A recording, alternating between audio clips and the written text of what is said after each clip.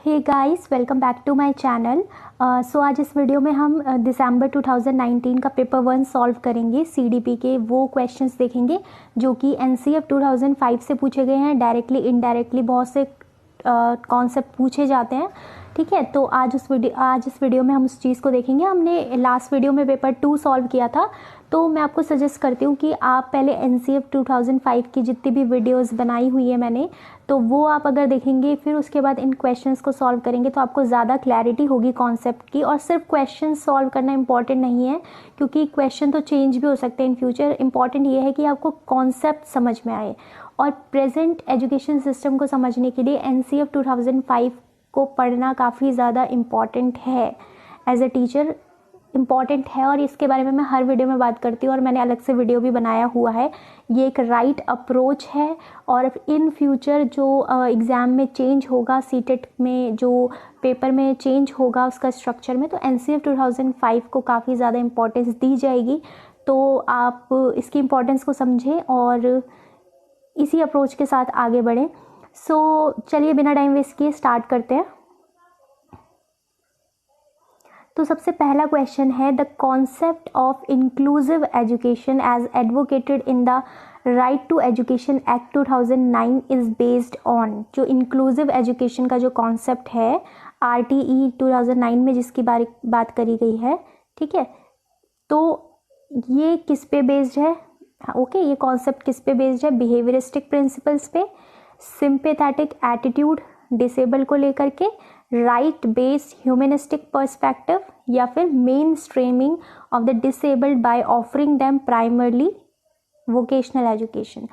तो inclusive education पे हमने बात करी थी जब हमने डिस्कस किया था इस टॉपिक को। इंक्लूसिव एजुकेशन का मतलब है कि ये किसको प्रमोट करता है? यूनिवर्सलाइजेशन ऑफ एजुकेशन, कि 6 to 14 ईयर्स के हर एक चाइल्ड को free and compulsory education provide की जाएगी। राइट, अब तो ये 3 to 18 ईयर्स इसकी बात की जा रही है, जो अभी न्यू एजुकेशन पॉलिसी 2020 है, मैंने डिस्कस किया था आपसे।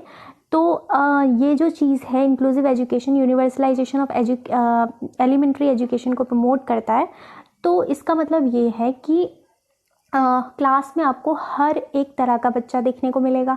किसी भी मतलब रिलीजन का हो सकता है, कास्ट का, बैकग्राउंड का, है ना, डिसेबल्ड भी हो सकते हैं। तो हर तरह के बच्चे आपको देखने को मिलेंगे। तो उन बच्चों को लेकर के सिंपैथेटिक एटीट्यूड होना, ये कॉन्सेप्ट है इंक्लूसिव एजुकेशन का। बिहेवियरिस्टिक प्रिंसिपल हमने बात करी थी, इसके बारे में भी। बिहेवियरिस्टिक प्रिंसिपल, बच्चों को कंडीशन किया जाए अपने अकॉर्डिंग, ये चीज़ है।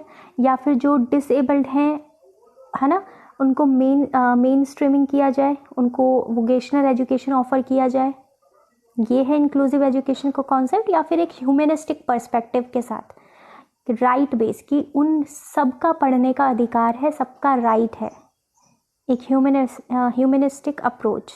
तो हमारा सबसे अप्रोप्रिएट ऑप्शन यहाँ पर कौन सा, आपको समझ में आ ही गया होगा। तो यहाँ पर ऑप्शन सी आपका बिल्कुल सही हो जाएगा। ओके, ठीक है। तो नेक्स्ट क्वेश्चन भी इंक्लूसिव क्लासरूम पे है। In an inclusive classroom a teacher dash individualised education plans. Okay, तो इंडिविजुअलाइज एजुकेशन प्लान्स का मतलब क्या है कि हर एक बच्चे को ध्यान में रखते हुए एजुकेशन के लिए प्लान्स बनाना, है ना, इंडिविजुअल। क्योंकि आपको ये चीज़ पता है कि एवरी चाइल्ड इज़ यूनिक, ये चीज़ हमने पढ़ी है ना, हर चाइल्ड यूनिक होता है। ओके, हर इंडिविजुअल यूनिक होता है। तो जो डिफरेंट लर्नर्स हैं उनकी नीड्स को फुलफ़िल किया जाए, एक इंक्लूसिव क्लासरूम का ये मतलब है। डाइवर्सिटी देखने को मिलेगी आपको क्लास में। ओके, तो लर्नर सेंटर्ड जो है क्लासरूम, उसमें individualise education plan teacher offer करेगा। तो इसका मतलब इसलिए आप ऑप्शन देखते हैं इसको, यहाँ पर आपको क्लियर हो जाएगा। शुड नॉट प्रिपेयर, नहीं करना चाहिए प्रिपेयर। शुड ओकेजनली प्रिपेयर, कभी कभी। शुड एक्टिवली प्रिपेयर, या should discourage the preparation of.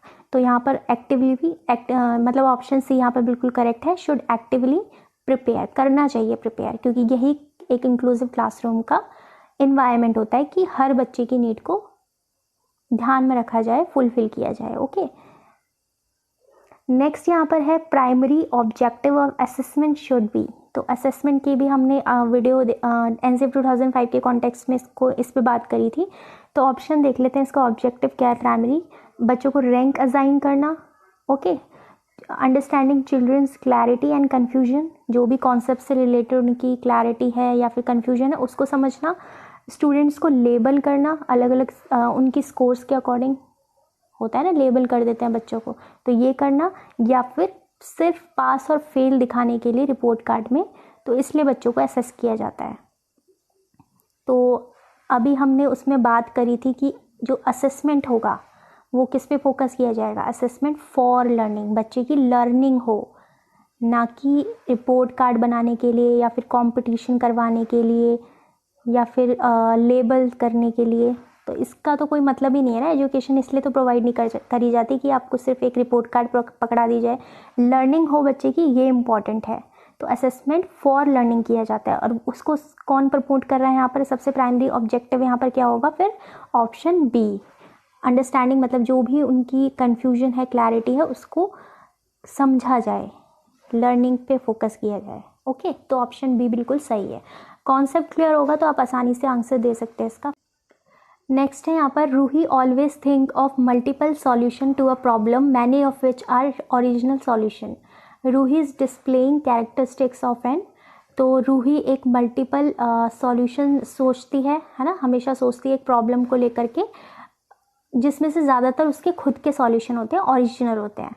तो ये कौन सा कैरेक्टरिस्टिक शो करता है, तो हमने इसके बारे में भी जो हमारा पेपर 2 हमने जब सॉल्व किया था तो बात करी थी, conversion thinking, diversion thinking, creativity. तो इस तरह का जो लर्नर होता है, जो एक प्रॉब्लम की मल्टीपल सॉल्यूशन सोचता है ना, खुद के आइडियाज सोचता है, तो इस तरह का जो लर्नर होता है वो कैसा होता है, क्रिएटिव थिंकर होता है, डाइवर्जन थिंकिंग बोलते हैं इसको। तो सबसे अप्रोप्रिएट यहाँ पर कौन सा है, ऑप्शन हमारा ए। बाकी सारे आप देख ही सकते हैं, कन्वर्जेंट, रिजिड, ईगोसेंट्रिक, तो ये सब तो नहीं है ना, तो ऑप्शन ए बिल्कुल हमारे यहाँ पे करेक्ट हो जाएगा। ओके, ठीक है। सो नेक्स्ट यहाँ पर है, how can teacher facilitate understanding of complex concept in children. Teacher किस तरह से फैसिलिटेट कर सकती है अंडरस्टैंडिंग, कॉम्प्लेक्स जो कॉन्सेप्ट होते हैं, कुछ होते हैं ऐसे कॉन्सेप्ट जो कि कॉम्प्लेक्स होते हैं, तो टीचर किस तरह से उसको फैसिलिटेट कर सकती है ताकि बच्चों को समझ में आए। लेक्चर डिलीवर करके, लेक्चर मेथड का यूज़ कर सकती है टीचर, बच्चों में कंपटीशन करवा सकती है, कॉम्पिटिटिव इवेंट्स ऑर्गेनाइज करके, या फिर रिपीटेटिव मैकेनिकल ड्रिल, इसका मतलब ये है कि रिविजन पे रिविजन करवाना बच्चों को, या फिर रोट मेमोराइजेशन करवाना एक तरह से, है ना, मशीन की तरह, जो एक तरह से आप ये कह सकते हो, ठीक है। और या फिर अपॉर्चुनिटीज़ प्रोवाइड करना ताकि बच्चे एक्सप्लोर करें और डिस्कस करें। तो अगर आपने कॉन्सेप्ट आपको क्लियर है, मैं हर बार यही कहती हूँ, अपने अगर आपने एनसीईआरटी 2005 अच्छे से पढ़ा है तो देख सकते हैं आप किस तरह से क्वेश्चन पूछे जाते हैं एनसीईआरटी 2005 से, ठीक है। तो ये एक बेस क्रिएट करता है, इसलिए मैं इस पर काफ़ी ज़्यादा फोकस करती हूँ, क्योंकि यही एक राइट अप्रोच है क्वेश्चंस को समझने का। ओके, सीडीपी को समझने का, एक तरह से आप ये कह सकते हैं, क्योंकि करिकुलम को अगर आप समझ गए तो आप फिर हर चीज़ आपको क्लियर होगी। नेशनल करिकुलम फ्रेमवर्क अगर आपने क्लियर है आपको, तो आपको पेडागोजी क्लियर होगी, टीचिंग मेथड्स क्लियर होंगे, लर्नर का नेचर क्लियर होगा, टीचर का रोल क्लियर होगा। तो यहाँ पर आप समझ ही गए होंगे कौन सा सबसे अप्रोप्रिएट है, क्योंकि कंस्ट्रक्टिविस्ट अप्रोच को हम फोकस करते हैं, है ना, कंस्ट्रक्टिविस्ट लर्नर सेंटर्ड क्लासरूम होती है। तो यहाँ पर हमें बच्चों को अपॉर्चुनिटी देनी है कि बच्चे एक्सप्लोर करें। अगर हम सीधा सीधा बच्चों को कॉन्सेप्ट एक्सप्लेन कर दें तो इसमें बच्चों का एक्टिव पार्टिसिपेशन नहीं होता, और हर तरह का लर्नर आपको क्लासरूम में मिलेगा तो हर बच्चे को क्लियर कॉन्सेप्ट नहीं होता है। तो इम्पॉर्टेंट क्या है कि डिस्कशन किया जाए ताकि बच्चों के व्यूज़ पता चले, उसको लेकर के मिसकंसेप्शन पता चले, मल्टीपल वेज पता चले उसको समझने के, मल्टीपल व्यूज़ पता चले, और एक कलेक्टिव डिसीजन पे पहुंचा जा सके। तो सबसे अप्रोप्रिएट यहाँ पर कौन सा, ऑप्शन डी। फिर नेक्स्ट यहाँ पे बोला है, in the constructivist framework learning is primarily. तो कंस्ट्रक्टिविस्ट फ्रेमवर्क के लिए लर्निंग पे बात करी गई है यहाँ पर। तो किस पे फोकस किया जाता है लर्निंग में, लर्निंग तो रोट मेमोराइजेशन पे, टीचर सेंटर री इन्फोर्समेंट, एक्वायर्ड थ्रू कंडीशनिंग, या फिर focused on the process of meaning making. तो कंस्ट्रक्टिविस्ट अप्रोच का मतलब ये है कि बच्चा खुद नॉलेज को कंस्ट्रक्ट करे अपनी प्रीवियस एक्सपीरियंस के बेसिस पे, अपनी जो उसकी प्रीवियस नॉलेज है उसको समझ करके, है ना, कनेक्ट कर पाए। अपने इन्वायरमेंट से उसको। तो रोट मेमोराइजेशन तो बिल्कुल भी नहीं है, कंस्ट्रक्टिविस्ट, ये तो बिहेवियरिस्टिक हो गया। कंडीशनिंग भी बिहेवियरिस्टिक अप्रोच है, जिसमें बच्चों को टीचर अपने अकॉर्डिंग कंडीशन करती है, हर एक बच्चे को कंडीशन कर दिया जाता है। तो हमें रोबोट तो बनाने नहीं है ना, तो ये तो बिल्कुल ही गलत है। तो यहाँ पे सबसे अप्रोप्रिएट क्या है कि मीनिंग मेकिंग, अंडरस्टैंड करे बच्चा, उस पर फोकस किया जाए learning rather than rote memorization. तो ऑप्शन डी हमारा यहाँ पे बिल्कुल करेक्ट हो जाएगा। ओके, फिर नेक्स्ट यहाँ पे बोला है which of the following statements about learning is correct from a constructivist perspective. Constructivist perspective को लेकर के लर्निंग मतलब कंस्ट्रक्टिविस्ट पर्सपेक्टिव के व्यू से लर्निंग को लेकर के कौन सी चीज़ स्टेटमेंट करेक्ट है। तो सेम सा ही क्वेश्चन है, मैं आपको सजेस्ट करूँगी कि आप खुद इसका आंसर देने की कोशिश करें ताकि आपको पता चले कि कितना आपको कॉन्सेप्ट क्लियर है। कमेंट भी ज़रूर करें प्लीज़। फिर नेक्स्ट यहाँ पे बोला है चाइल्ड सेंटर पैडागोजी प्रमोट्स।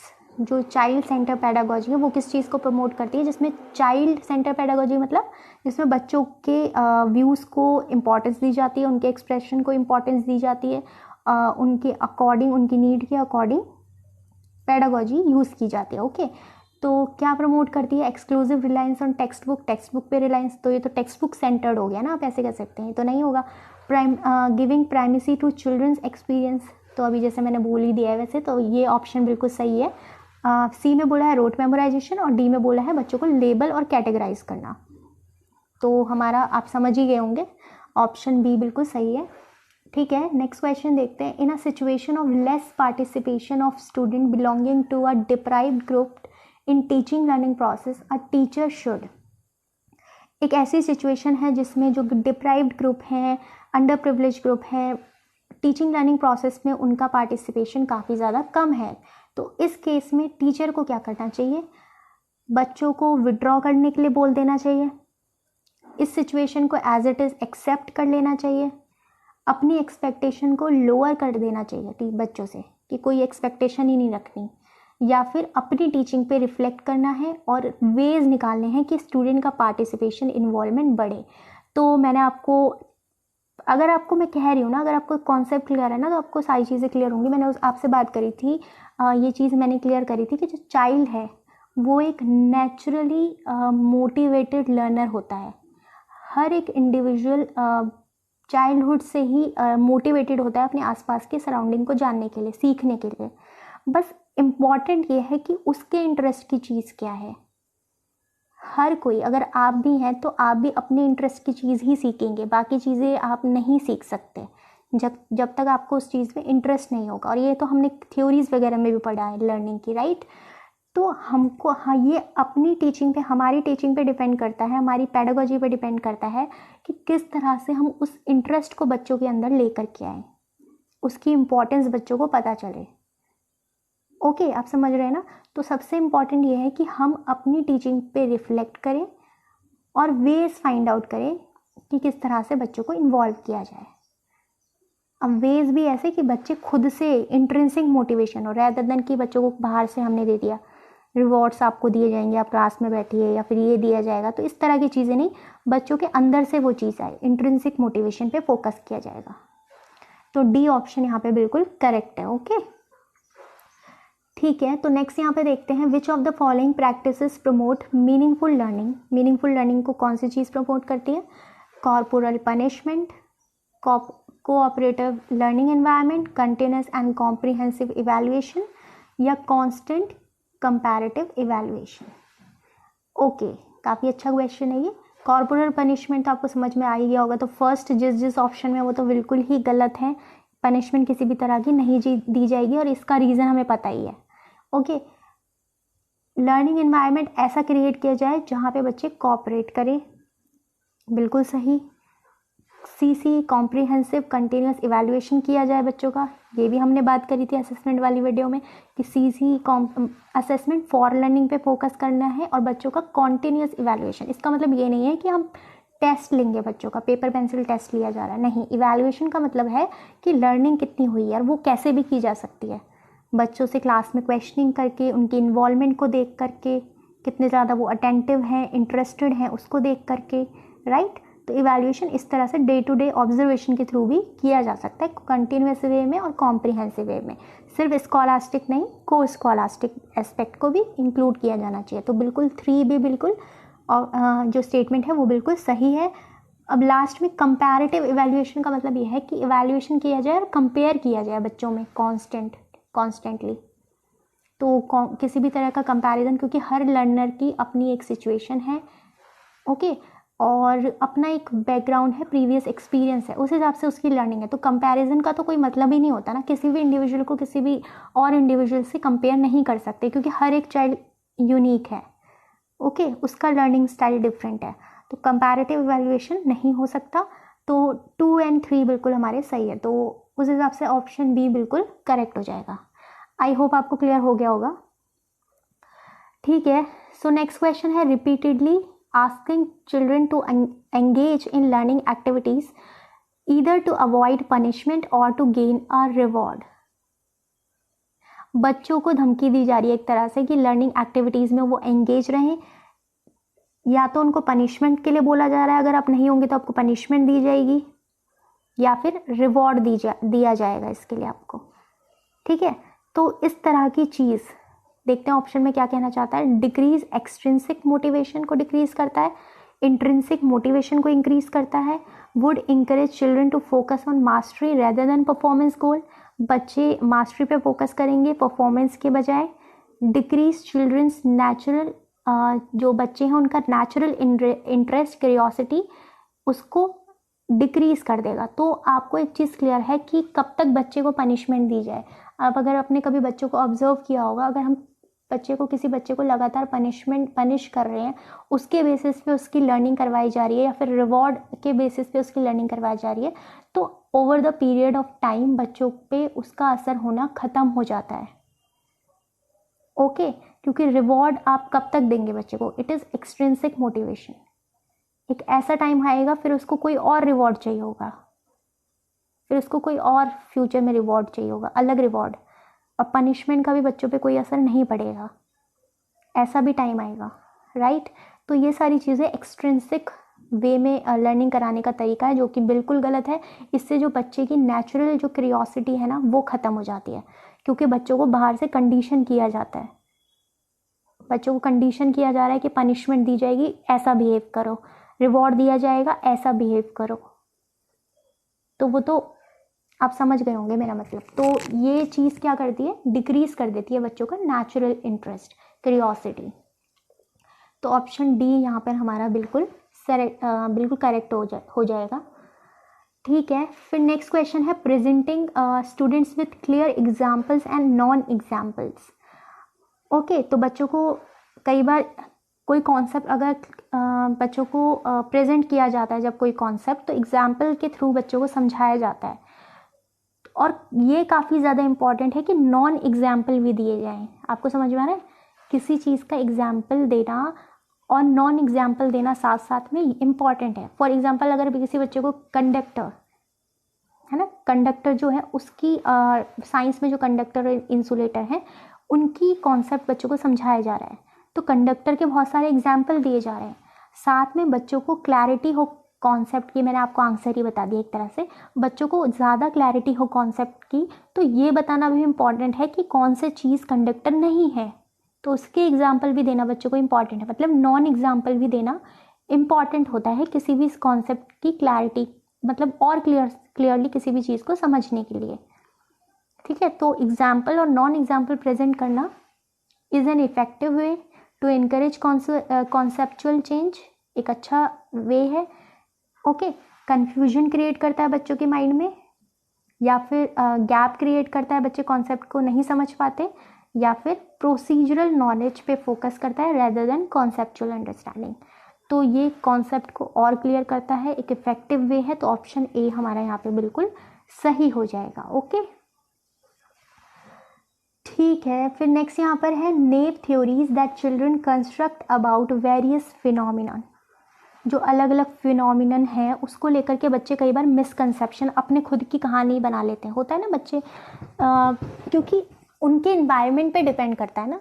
तो ये कई बार होता है कि बच्चे खुद का मिसकंसेप्शन होता है बच्चों का कई बार, जिस भी इन्वायरमेंट से वो आए होते हैं, तो जिस भी तरह की स्टोरीज़ होती हैं उससे रिलेटेड, तो वो उनके माइंड में होती हैं। ठीक है, तो टीचर क्या कर सकती है, ऐसी चीज़ों को लेकर के इग्नोर कर सकती है, पनिश करेगी बच्चों को, है ना, या फिर रिप्लेस करेगी जो सही है उससे, रिपीटेटिव मेमोराइजेशन के थ्रू याद करवा के बच्चों को, या फिर उनके जो आइडियाज़ हैं उनको चैलेंज करेगी एविडेंस और एग्जाम्पल्स के थ्रू। तो सबसे अप्रोप्रिएट यहाँ पर कौन सा है, ऑप्शन डी, क्योंकि रोट मेमोराइजेशन से बच्चों को याद करा देना ये तो फिर से कंडीशनिंग हो गया, बिहेवियरिस्टिक अप्रोच हो गया, कोई रीज़न आउट नहीं दिया बच्चों को। ऐसे तो इस तरह का माइंडसेट नहीं क्रिएट करना है, राइट। तो ऐसे तो कल को कोई भी बच्चे को कुछ भी बोलेगा तो वो एक्सेप्ट कर लेगा, तो कहीं भी उसकी डाइवर्जेंट थिंकिंग, क्रिएटिविटी नहीं नर्चर हो पाएगी। तो इम्पॉर्टेंट क्या है कि बच्चों को रीज़न आउट करें कि क्यों गलत है, ताकि उस तरह की थिंकिंग डेवलप हो, सोचने की उस तरह की एबिलिटी डेवलप हो कि बच्चे एविडेंस और एग्जाम्पल के बेस में ही चीज़ों को एक्सेप्ट करें, ना कि कुछ भी सच मान लें। आप समझ रहे हैं ना? ठीक है, फिर नेक्स्ट यहाँ पर है, a primary school teacher can encourage children to become effective problem solvers by. एक प्राइमरी स्कूल टीचर है, वो बच्चों को प्रॉब्लम सॉल्वर बनाने के लिए किस तरह से इनकरेज कर सकती है, मटेरियलिस्टिक रिवॉर्ड ऑफर करके, प्रोसीजरल नॉलेज एम्फेसाइज करके, या फिर डिसमिसिंग एंड पेनलाइजिंग इनकरेक्ट आंसर, मतलब जो भी इनकरेक्ट आंसर है उस पर बच्चों को पनिश करना, है ना, डिसमिस करना उसको बिल्कुल, या फिर इनकरेज करना बच्चों को intuitive guesses and then brainstorming on the same. तो लास्ट जो हमारी वीडियो थी पेपर 2 जब हमने सॉल्व किया था तो बात करी थी इंट्यूटिव गैसेस, और एनसीएफ 2005 में भी हमने बात करी है कि बच्चों को गैस करने का मौका दिया जाएगा तभी कंस्ट्रक्शन ऑफ नॉलेज होगा। अगर सीधा टीचर बच्चों को आंसर बता देगी या फिर कॉन्सेप्ट समझा देगी तो बच्चों ने तो कहीं सोचा ही नहीं ना, तो उनकी किस तरह की मेंटेलिटी क्रिएट हो जाएगी, थिंकिंग क्रिएट हो जाएगी कि सुनना, सिर्फ लिसनिंग, सुनना और एक्सेप्ट कर लेना। तो इस तरह से नहीं, बच्चे सोचें, है ना, रीज़न आउट करें, डिस्कस करें। तो इंट्यूटिव गेस और ब्रेन स्टॉर्मिंग इस पर फोकस किया जाएगा। तो डी यहाँ पर बिल्कुल सही है। ओके, सो ये लास्ट क्वेश्चन था हमारा। सो आई होप गाइस कि आपको सारे जितने भी क्वेश्चन आज हमने सॉल्व करे वो सारे आपको क्लियर हो गए होंगे कॉन्सेप्ट के साथ। एक रिवीजन भी हो गया होगा अगर आपने पुरानी वीडियोस देखी है तो। और जो क्वेश्चन सॉल्व नहीं करे आप उसका आंसर भी ज़रूर देने की कोशिश करें। अगर किसी क्वेश्चन में आपको डाउट रहता है, आपको लगता है कि हाँ ये ऑप्शन होना चाहिए और ये ऑप्शन नहीं होना चाहिए, आई थिंक ऐसा तो नहीं होगा वैसे, बट फिर भी कभी रह जाता है किसी क्वेश्चन में डाउट, तो आप पूछ सकते हैं मुझसे कमेंट करके। और जो नेक्स्ट वीडियो होगी उसमें हम 2018 के क्वेश्चन सॉल्व करेंगे। आप देख सकते हैं कि सीडीपी में 12 to 15 क्वेश्चन आपको हर बार जब हम सॉल्व करेंगे तो आप देख सकते हैं आज 15 क्वेश्चन हमने सॉल्व करे जो एनसीएफ 2005 से सिर्फ पूछे गए थे। ठीक है, और बाकी के जो क्वेश्चंस होते हैं वो आपको पता ही है कहाँ से पूछे जाते हैं, प्रिंसिपल एंड जो होता है प्रिंसिपल ग्रोथ एंड डेवलपमेंट का, वहाँ से पूछे जाते हैं। जो थ्योरीज़ हैं लर्निंग की, राइट, और जो डेवलपमेंट है कॉग्निटिव डेवलपमेंट, पियाजे और कोलबर्ग और इन सब की थ्योरीज़, तो वहाँ से पूछे जाते हैं। ठीक है, ओके, सो ये वीडियो अगर आपको पसंद आए तो इस वीडियो को लाइक करें, शेयर करें और सब्सक्राइब करें इस चैनल को, ताकि जो भी अपकमिंग वीडियोज़ हैं उसका रेगुलर अपडेट्स आपको मिलता रहे। तो मिलते हैं नेक्स्ट वीडियो में, टिल देन बाय बाय।